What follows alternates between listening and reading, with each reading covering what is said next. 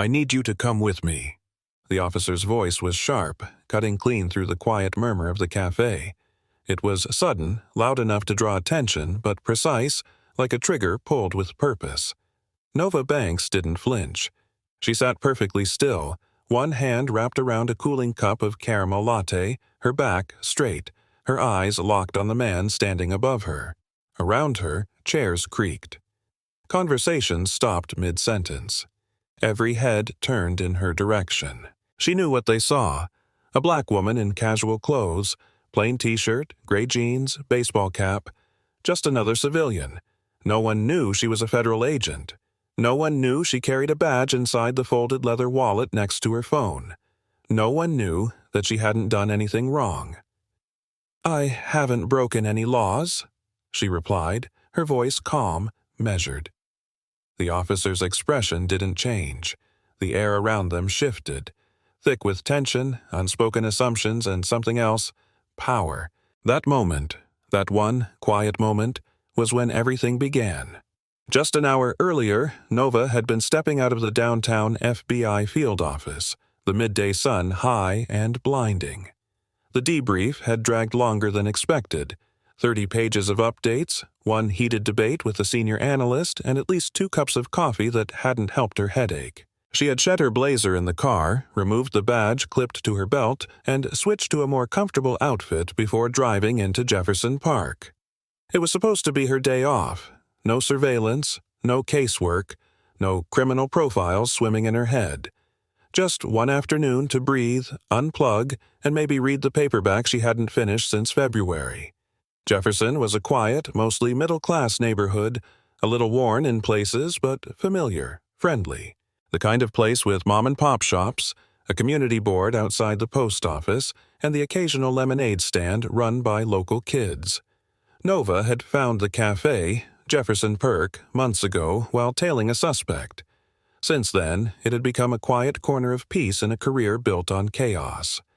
She parked her black sedan near the front entrance, double-checked that her phone was silenced, and slipped inside. The bell over the door gave a soft chime, and the comforting scent of ground espresso beans and cinnamon floated in the air. The barista greeted her with a nod. She ordered her usual caramel latte, no whip, and settled into her favorite seat near the window. The sunlight pooled across the table, warming the pages of her book.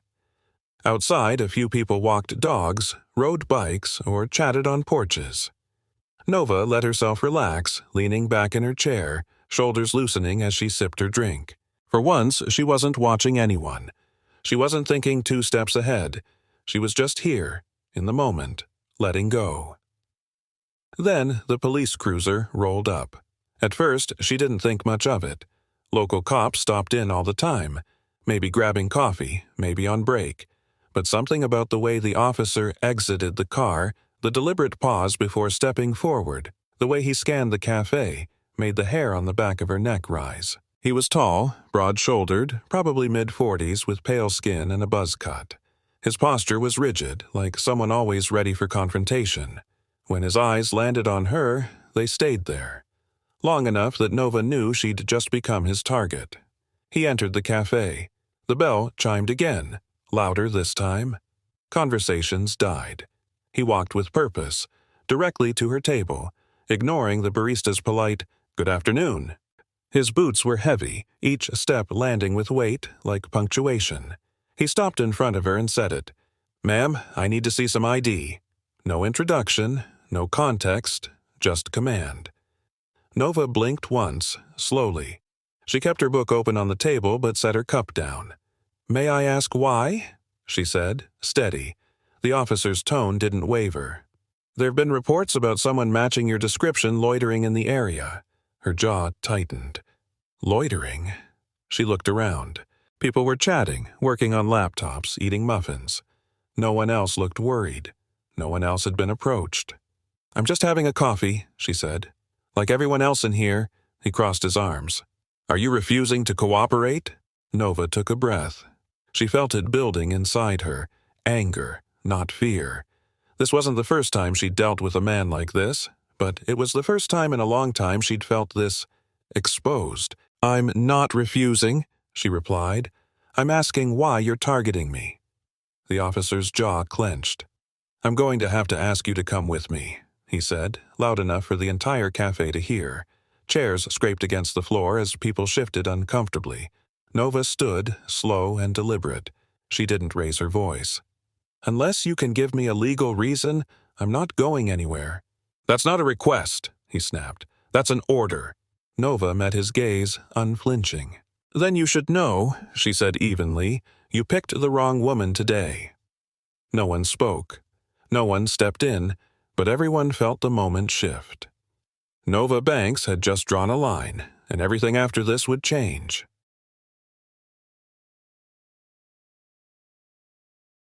Nova didn't flinch as the officer's tone hardened. He stood firm in front of her, chest puffed out just enough to signal authority, but his eyes, those cold, calculating eyes, betrayed something else. He wasn't here for public safety. He was here to assert control. "Ma'am," he repeated, "I'm not going to ask again. You need to come with me." Around them, the cafe had fallen into a stunned silence. No one moved. No one interfered. Nova could feel every gaze on her, some curious, some uneasy, some pretending not to see. She knew that look. She'd seen it in interrogation rooms, courtrooms, press conferences. That look when people don't know whether to stand up or stay out of it. She stayed still for a moment, studying him, then slowly pulled her wallet from her back pocket. Without a word, she handed over her driver's license. Not her badge, not yet. He took it without a thank you, barely glancing at the details before his lip curled into a subtle smirk. "You from around here?" he asked, his tone condescending. Nova arched an eyebrow.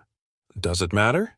The officer's face tightened, and for a split second, the thin layer of professionalism he was hiding behind cracked. "Watch your tone," he snapped, his hand now resting just a little too close to the holster on his hip. Nova knew that gesture, knew it better than anyone, the silent threat of escalation. She had trained for it, de-escalated it, even taught younger agents how to navigate it. But now she was on the other side of it. Not as Agent Banks, just as Nova, just as another black woman being told to be careful how she spoke. Her jaw clenched, but her expression stayed calm. "Officer," she said quietly, "I've complied. You've seen my ID. I've told you I'm doing nothing wrong.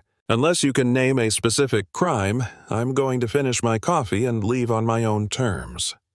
The officer took a step forward, clearly not used to being challenged, especially not by someone he saw as beneath him.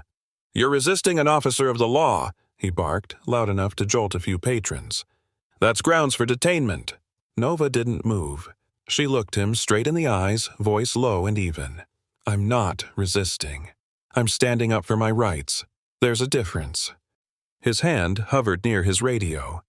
"I can call a unit and have you taken in right now." Nova's fingers twitched at her side, but she held the line. "You do that," she said, still calm. "But before you do, I suggest you take a closer look at who you're talking to." For a second, he hesitated. She could see it, the flicker of uncertainty, the doubt, the realization that maybe, just maybe, she wasn't who he thought. But it passed as quickly as it came, and the arrogance returned. "Doesn't matter who you are," he sneered. "If I say you're causing a disturbance, that's all it takes." That was the moment she felt it. Not fear, not even anger, but something deeper. Disgust. Not just at him, but at the system that allowed this, empowered this. This wasn't about law, it was about power, and Nova was done playing along. The cafe remained frozen in its quiet discomfort, no one brave enough to speak. The barista stared at the counter. A couple nearby pretended to scroll through their phones. It wasn't that they didn't care, it was that they didn't want to be next. Nova took a breath and made her choice. Slowly, she reached into her wallet again and pulled out her badge. "Special Agent Nova Banks," she said, letting the gold glint catch the light. "Federal Bureau of Investigation." The officer's face went pale. The smirk vanished. He opened his mouth, but no sound came out. The air in the cafe shifted again. The silent watchers stirred, eyes widening. The power dynamic had flipped. I was trying to enjoy my day off, Nova continued, her voice still even, but now carrying the unmistakable tone of command. You approached me without cause, accused me of loitering, threatened to detain me. And now, you're standing in front of a federal agent, in front of witnesses, having just attempted to unlawfully detain her based on appearance alone. The officer stepped back, his boots clunking awkwardly against the hardwood floor. I didn't know, he stammered. That's the problem, Nova said sharply. You didn't care to know. For a beat, the room stood still. Then she turned slightly toward the others in the cafe, her voice carrying just enough to be heard. Let the record show. This officer approached me without legal justification and attempted to intimidate me. She glanced back at him. You may want to call your supervisor. I'll be filing a formal report. Red-faced, the officer turned without another word and stormed out of the cafe. A few seconds later, the sound of his cruiser peeling out echoed down the block. Nova remained standing for a long moment. Her hands were steady, but her pulse still thundered in her ears. Around her, the room began to breathe again, slowly. The barista shifted. A few whispers stirred. Someone muttered, "Damn." She picked up her cup, now cold. She didn't sit back down. Instead, she walked to the door, pushing it open and stepping into the sunlight. The afternoon light felt different now, less peaceful, more electric. Her day off was over. Something had shifted. This wasn't going to be the last time she saw that officer, and she wasn't done with him either.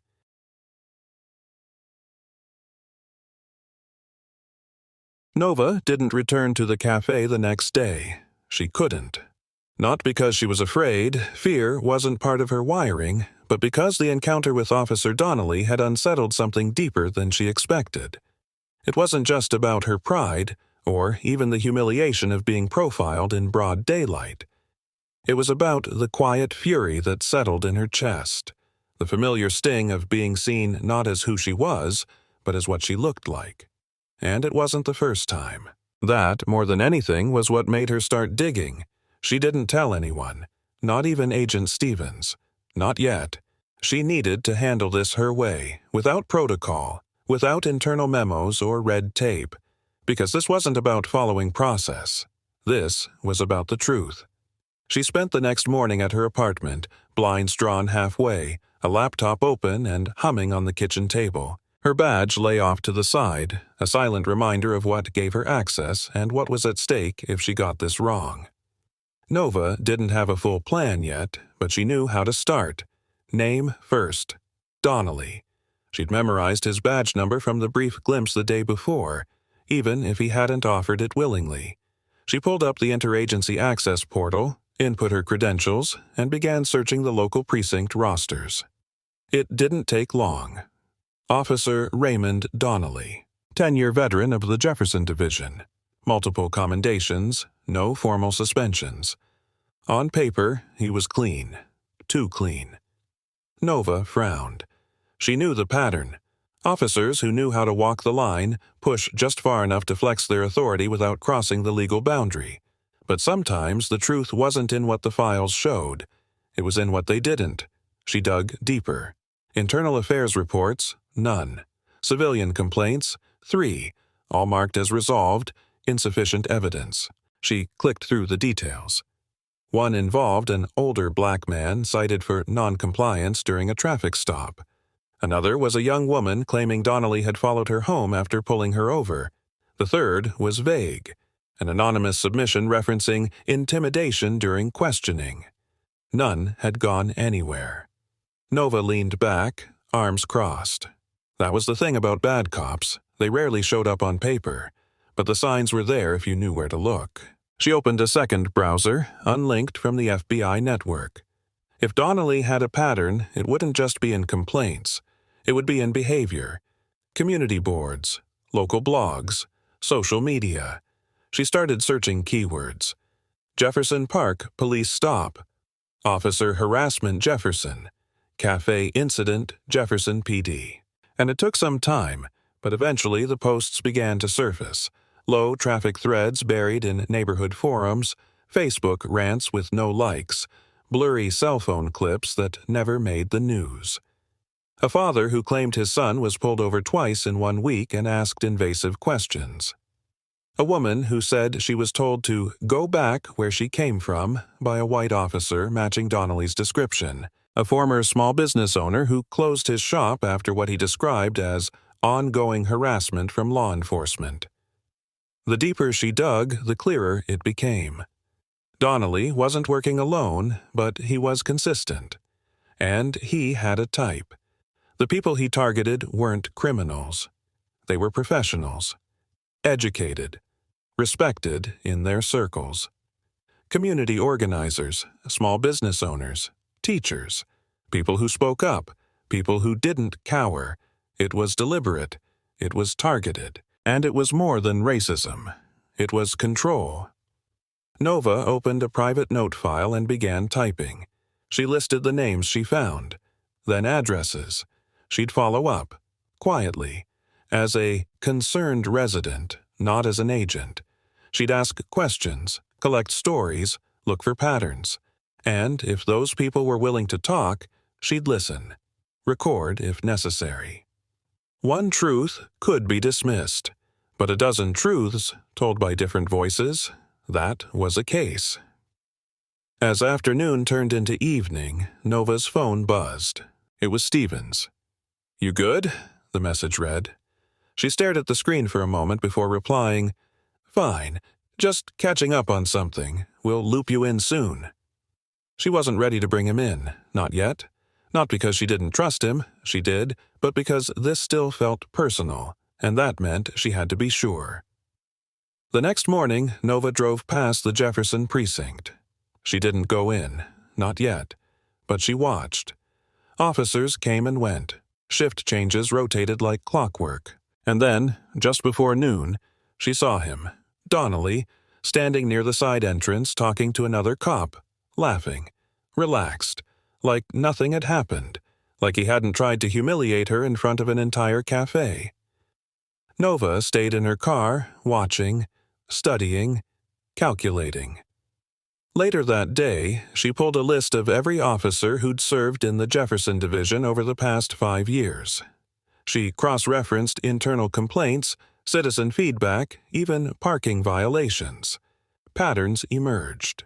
Not just Donnelly, but others.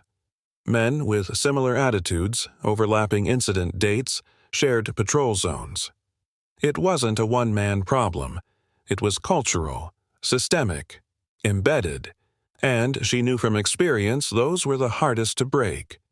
But she also knew something else. You couldn't dismantle a system from the outside. You had to get inside, expose it piece by piece. And she was already in deeper than most. That night, Nova sat on her couch, laptop still glowing in the dim light, fingers flying across the keyboard as she compiled her notes.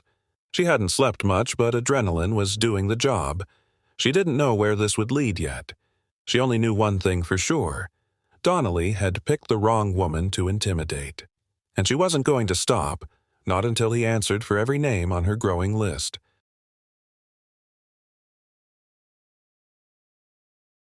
Nova knew from the moment she saw Donnelly laughing outside the precinct that this wasn't going to stop with him. That kind of arrogance, unbothered, unchecked, didn't grow in isolation. It thrived in places where people looked the other way, where complaints vanished into silence, and where the system quietly protected its own. She had seen it before, in other cities, other cases, but seeing it this close to home made it feel more dangerous, more urgent. Over the next few days, she expanded her search. What began as a file on Donnelly quickly evolved into something larger. She pulled precinct records, patrol assignments, citizen reports that had never made it to formal complaint status. She looked for names. Officers frequently partnered with Donnelly, supervisors who had signed off on inconclusive reports, repeat incidents tied to the same neighborhoods. It didn't take long for patterns to emerge. She found that Donnelly had been assigned to a specific zone for nearly 7 years. A zone that included neighborhoods with high concentrations of Black and Latino residents, small business districts, and community centers. During that time, there was a notable spike in traffic stops and field interviews that never led to arrests. The data painted a picture that was easy to miss if you weren't looking, a low-level campaign of intimidation disguised as routine policing. And Donnelly wasn't the only one pulling the strings. His patrol logs often overlapped with two other officers, Mendoza and Ferris, both of whom had similarly clean records and a handful of civilian complaints marked as unsubstantiated. Nova dug deeper. She pulled shift logs, call recordings, even reviewed city council meeting transcripts. It all pointed to the same problem. Donnelly operated freely because people let him. Because the department, intentionally or not, had created an environment where accountability was optional. But it was the incident reports that really got her attention. She started noticing the same names. Residents who had filed informal complaints, then mysteriously faced other issues weeks or months later. A cafe owner cited for zoning violations. A teacher investigated for a community disturbance after organizing a local fundraiser. A youth program leader pulled over 3 times in 2 weeks. Nova called a few of them, posing as a concerned citizen doing research on neighborhood safety. Some were hesitant, others too afraid to talk, but a few opened up. One man, James, told her how Donnelly had asked about his employer during a routine stop and then, somehow, his workplace was anonymously tipped off about untrustworthy behavior. He'd been laid off 2 weeks later. Another woman, Regina, recalled how Donnelly casually mentioned her daughter's school during an unrelated conversation, and later received an unexpected welfare check from social services. The message had been clear: stay quiet, or we'll make you regret speaking. Nova sat back, absorbing it all. This wasn't just harassment, it was strategic. Donnelly and others like him weren't just asserting power on the street, they were digging, using their access to gather information, then weaponizing it against people who might pose a threat to their control. Whether it was about race, class, or fear of exposure, the motive didn't change the outcome. Silence. People were being coerced into staying small, invisible, and the system let it happen because it was easier than confronting the rot beneath the uniform. One night, while reviewing records from internal databases, Nova found something that made her stomach turn. Donnelly had access to the personnel files of at least 9 individuals in the past year, none of whom had criminal records, but all of whom had either filed complaints, worked in community leadership, or spoken publicly about law enforcement behavior. Accessing those files required justification. There were supposed to be logs, approvals. Donnelly had none. She contacted a friend in the Bureau's IT unit, quietly, discreetly, and asked him to trace the access timestamps. Within hours, the confirmation came back. The searches were unauthorized, plain and simple. Nova stared at the screen. There it was, proof that this wasn't a case of bad policing. It was calculated abuse of authority. She felt something shift in her. The deeper she went, the less it became about that one afternoon in the cafe. Donnelly's face might have started it, but the real enemy was bigger. It was the silence, the complicity. The way a system could be designed to look clean on the outside while rotting beneath the surface. Nova wasn't just building a case against a man anymore, she was going after a culture, and now she had the receipts to prove it.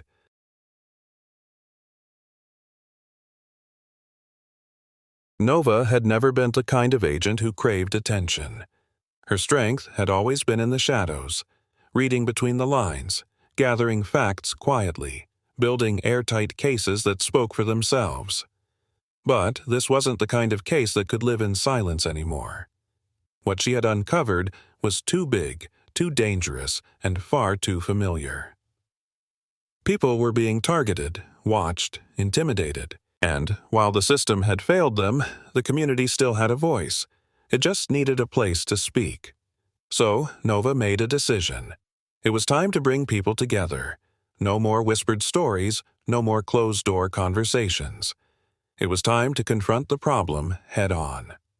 She reached out to Maria Alvarez, a longtime community organizer and activist known for pushing back when others stayed quiet. They met in a quiet corner of a local community center, surrounded by folding chairs, dusty flyers, and the smell of old wood and determination. Nova laid everything out. Her findings, her suspicion that Officer Donnelly had been targeting people systematically, and the evidence that he'd accessed personal records without cause. Maria listened in silence, her expression growing harder with each revelation. When Nova finished, Maria leaned forward and said only one word: "We're not letting this slide." Within 48 hours, flyers were printed, calls were made, and Maria had secured the gymnasium at the neighborhood rec center for a community accountability meeting. Nova kept her name off the posters, but she would be there, quietly observing, prepared to speak if needed. What she didn't expect was how many people would show up. On the night of the meeting, the room filled quickly. Young parents, older residents, small business owners, students. Some came out of curiosity. Others came with purpose. And many, Nova noticed, had the same guarded look in their eyes, the look of people who'd been watched too closely for too long. Maria opened the meeting with a simple statement. "We're not here to fight the police. We're here to fight abuse." She introduced a few speakers, residents who had quietly suffered under the weight of Donnelly's tactics. One by one, they stood up. James shared how he lost his job. Regina told the room about the welfare checks and the fear it planted in her daughter. Marcus, a local restaurant owner, spoke about the sudden health inspections that nearly shut his place down. As the stories poured out, heads began to nod. People looked at each other, recognizing patterns they hadn't realized they shared. The room, once tense, began to shift. What started as a quiet gathering turned into something louder, stronger, more unified. Nova stood in the back, hood up, arms crossed, watching. She hadn't planned to speak, but when a teenager named Jamal stepped forward, shy, soft-spoken, no more than 18, her instinct told her this was the moment. Jamal shared how Donnelly pulled him over, then followed him for weeks afterward, asking about his friends, his school, his volunteer work. "It felt like I was being hunted," he said. The room went quiet. Maria turned toward the back.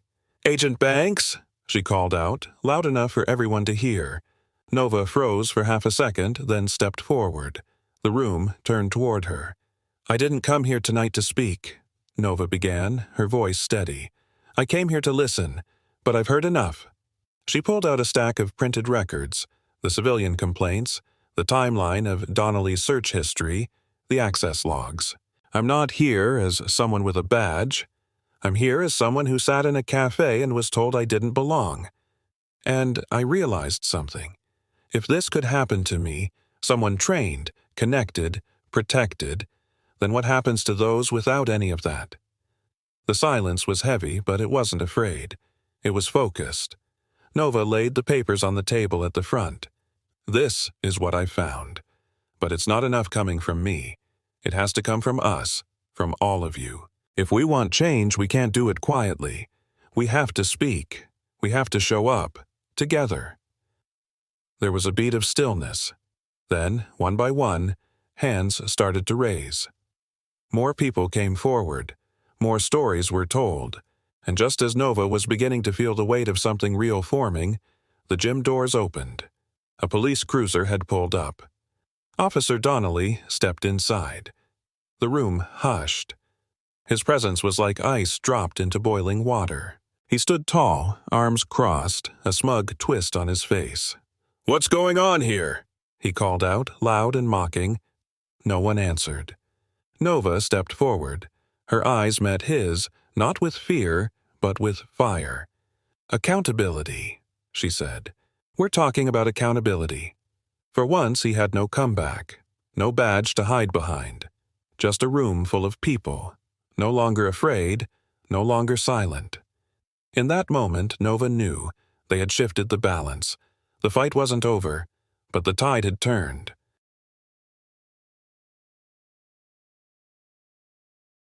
Donnelly didn't speak. He stood there, rooted at the threshold of the gymnasium, scanning the crowd with that same smug defiance Nova had seen in the cafe, but it didn't land the same way now. The room was no longer silent. It was watching him back, Dozens of eyes, once hesitant, once afraid, now stared him down with something new: awareness, power, collective memory. Donnelly shifted his weight, maybe waiting for someone to challenge him, maybe hoping someone would back down. No one did. Maria stepped forward without flinching. "Unless you're here to listen, officer," she said, voice calm but firm, "I suggest you wait outside. This is our space tonight." The challenge was clear. For a second, Nova saw Donnelly consider his options, his hands twitching slightly at his sides, but then he turned, muttering something under his breath, and walked out. The doors shut behind him with a final, hollow thud, and just like that, the room exhaled. Nova didn't move right away. Her eyes stayed on the doors, her body still tense, but inside her something began to loosen. Not relief. This wasn't over, but a shift. A crack in the wall. The community meeting ran late into the evening. People shared stories, exchanged numbers, made plans. They weren't just venting anymore. They were organizing. By the end of the night, a list had been made. Names of individuals willing to give sworn statements, business owners offering meeting space, volunteers ready to canvass door to door if needed. Maria drafted a formal complaint to be delivered to city officials and the Civilian Review Board. Nova offered to help structure the evidence so it couldn't be dismissed as anecdotal noise. They were building something real, something that could last beyond headlines and outrage. When Nova finally returned home, the night air felt heavier, but not suffocating. Just honest.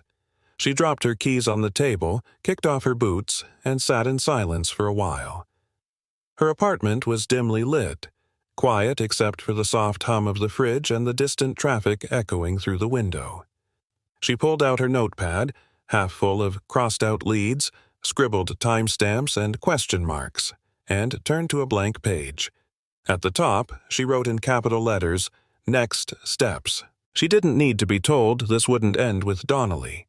Men like him were often symptoms, not sources. But this time, the symptoms had exposed the root. This was systemic. She had proof of data misuse, a pattern of selective enforcement, a chain of officers with overlapping behaviors, and a department that had conveniently failed to act, year after year. The next morning, Nova met Stevens at the bureau. He hadn't attended the meeting, but she had kept him in the loop. She filled him in on what happened. He listened quietly, nodding as she spoke. "You know," he said finally, "this is bigger than community outreach now. This is internal." Nova knew what he meant.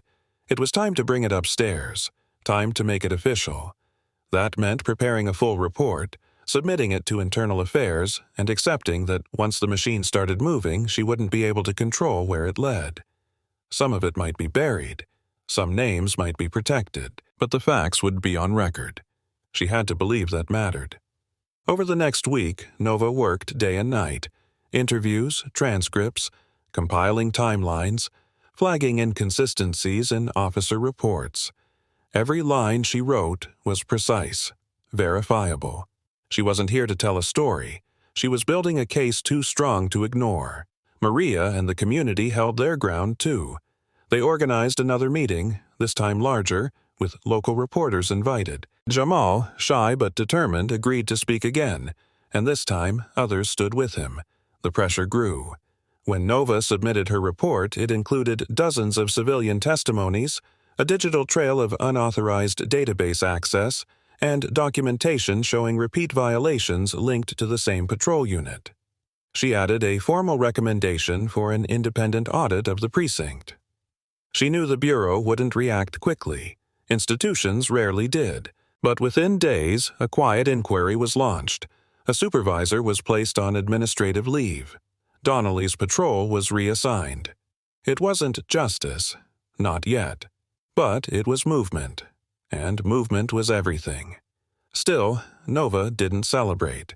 There was too much left unfinished. The truth was, she didn't trust the system to fix itself. But she believed in leverage. She believed in sunlight. She believed in pressure. And now the community had all three. One evening, as she walked through the same cafe where it all started, she noticed something different. The barista smiled a little longer, A customer nodded at her as she passed, and the air, once thick with discomfort, felt lighter. People were beginning to recognize her, not as the woman who was harassed, but as the one who didn't let it slide. Outside, the sun was starting to set. Nova stood on the sidewalk, watching the street. Nothing explosive had happened. No dramatic arrests. No headlines screaming justice served. But change, she knew, didn't always roar. Sometimes it started with a whisper, a conversation, a moment in a quiet room where one person said, "I believe you," and another replied, "Me too." That was how it began, and now it was moving. Nova reached into her pocket and pulled out her phone. A message from Maria lit up the screen.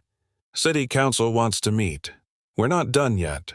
Nova smiled to herself, tired, steady, and ready. No, they weren't done. Not even close. If this story resonated with you, share your thoughts in the comments. What do you think about how Nova stood up to injustice? Don't forget to subscribe to the channel so you won't miss the next part of her journey. Every share helps spread the truth further.